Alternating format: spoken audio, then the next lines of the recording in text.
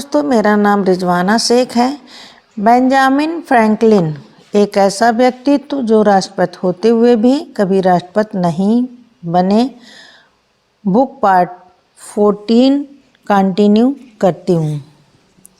Benjamin और Meredith की साझेदारी। बेंजामिन और मेरिडिथ ने एक बाजार में 20 पाउंड वार्षिक किराए पर एक मकान तलाश कर लिया और उसमें अपना प्रिंटिंग प्रेस का यूनिट लगाया। यह मकान उनकी आवश्यकता से काफ़ी बड़ा था, इसलिए उन्होंने उसके एक भाग में प्रिंटिंग की मशीन, टाइप तथा बाकी का सामान रखा और इसका दूसरा भाग उनके मित्र थॉमस गॉडफ्रे को दे दिया, जो एक गणित शास्त्री था और कीमर के पास भी काम करता था। सबसे पहले उन्हें जो काम मिला उसमें से उन्हें 5 शिलिंग का लाभ हुआ। बेंजामिन का कहना था कि इन 5 शिलिंग का मेरे जीवन में बहुत महत्व है। यह हमारे व्यापार की पहली कमाई थी और ये हमें उस समय मिले जब हम बड़े आर्थिक संकट में थे। मुझे इन 5 शिलिंग ने दूसरी बार मिले 5 शिलिंग की अपेक्षा अधिक सुकून दिया। बेंजामिन के जंटो क्लब के सदस्यों ने भी उनके लिए प्रिंटिंग का काम लाने में उनकी मदद की। इसी दौरान उन्हें क्वेकर पंथ पर एक पुस्तक छापने का भी काम मिला। शुरुआत में वे बाजार से भी सस्ते दामों पर कार्य कर देते ताकि अपनी साख बना सकें। वे देर रात तक कार्य करते और अगले दिन की तैयारी करके ही सोते। उनकी मेहनत और काम करने की लगन से आप पास के लोग भी परिचित होने लगे। यह बात धीरे धीरे लोगों के बीच फैलती गई कि शहर में जो तीसरी प्रिंटिंग प्रेस खुली है उसे चलाने वाले नौजवान प्रशंसा के काबिल हैं।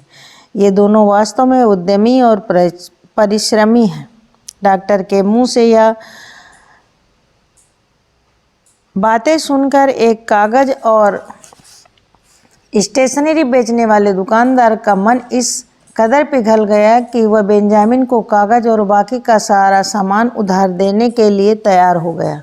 लेकिन बेंजामिन का ऐसा कोई विचार नहीं था, अतः उन्होंने सधन्यवाद उसे मना कर दिया। दरअसल उधारी पर सामान लेने का बेंजामिन के पास यह अच्छा मौका था, लेकिन उन्होंने ऐसा नहीं किया क्योंकि वे सिद्धांतों पर चलने वाले इंसान थे। उन्होंने कम उम्र में ही अपने जीवन के कुछ सिद्धांत बनाए थे, जैसे अपने बलबूते पर कार्य करना, शराब न पीना और मांसाहारी भोजन छोड़कर शाकाहारी भोजन खाना। ऐसे ही कुछ सिद्धांतों में एक सिद्धांत पैसे से भी संबंधित था। बिना आवश्यकता के उन्होंने कभी किसी से लोन और उधारी का सामान नहीं लिया। सभी की नज़रों में वे विश्वसनीय थे, इसीलिए लोग सहृदय से उनकी सहायता करने के लिए तैयार रहते थे। लेकिन बेंजामिन ने अपने सिद्धांतों से कभी भी समझौता नहीं किया।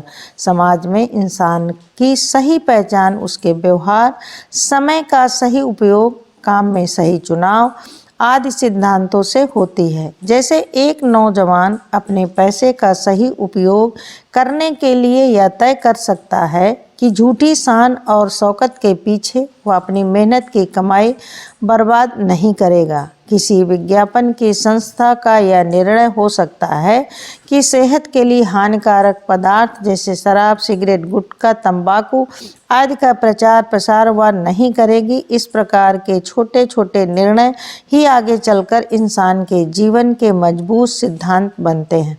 बेंजामिन ने भी अपने जीवन में ऐसे ही कई छोटे छोटे सिद्धांत बनाए थे और उन्हीं सिद्धांतों के अनुसार वे जीवन भर कार्य करते रहे।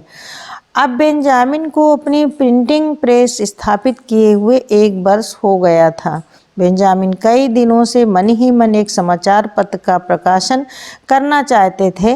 वे चाहते थे कि फिलाडेल्फिया से एक ऐसे समाचार पत्र का प्रकाशन किया जाए जो सबसे अलग तरह का समाचार पत्र हो।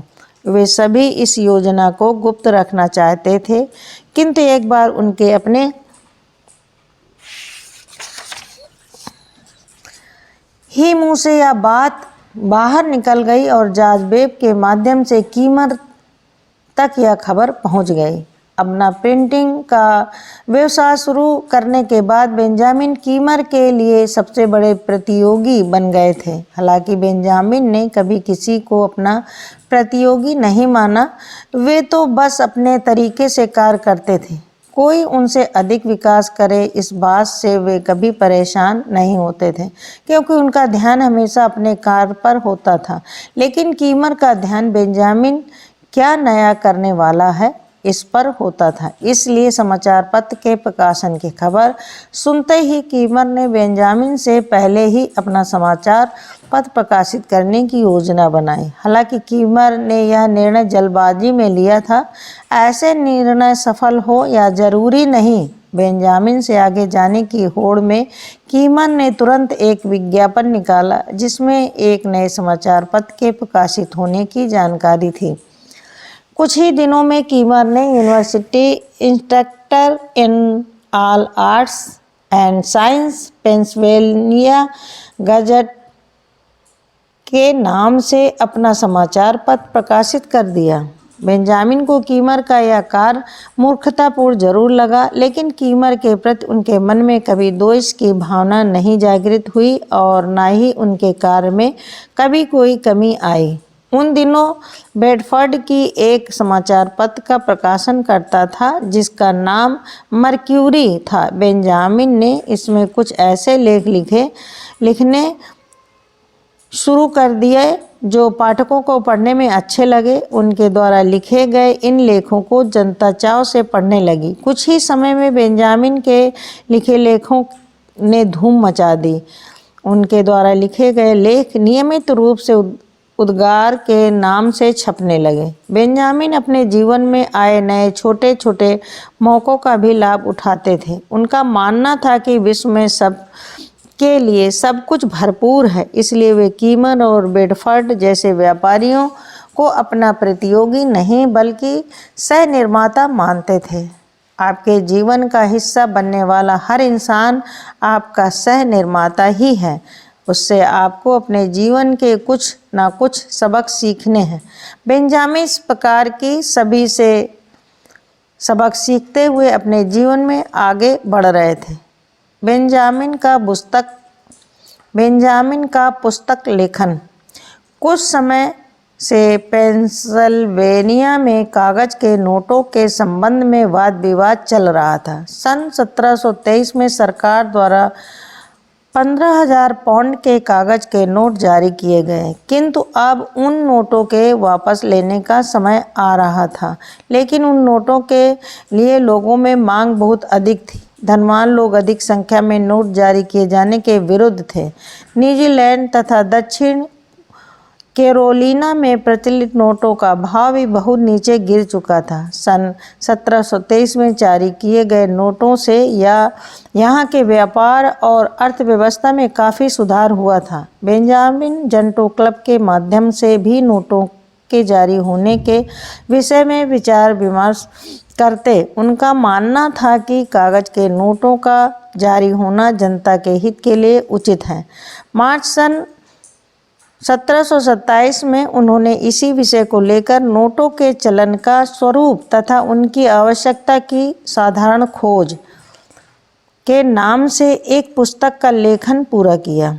यह अपने आप में बहुत आश्चर्य की बात थी कि मात्र 23 वर्ष के एक नौजवान ने अपने घर से मीलों दूर बैठकर पेंसिल्वेनिया जैसे देश में रहकर एक पुस्तक का लेखन किया। उन्होंने इस पुस्तक में रुपये का स्वरूप, परिश्रम तथा मूल्यों आदि जैसे अनेक विषयों पर प्रकाश डाला था। पुस्तक के अंत में उनका कहना था कि इस पुस्तक को प्रकाशित करने का मेरा केवल एक ही उद्देश्य है कि सत्य का शोध हो सके। अतः जो कोई सज्जन में मुझे मेरी कोई त्रुटि बताए तो उसका हार्दिक आभार होगा। इस पुस्तक का प्रभाव इतना अधिक हुआ कि सरकार को नए नोट जारी करने के लिए बेंजामिन की इच्छा अनुसार कार्य करना पड़ा और उसके परिणाम भी बहुत उपयोगी साबित हुए।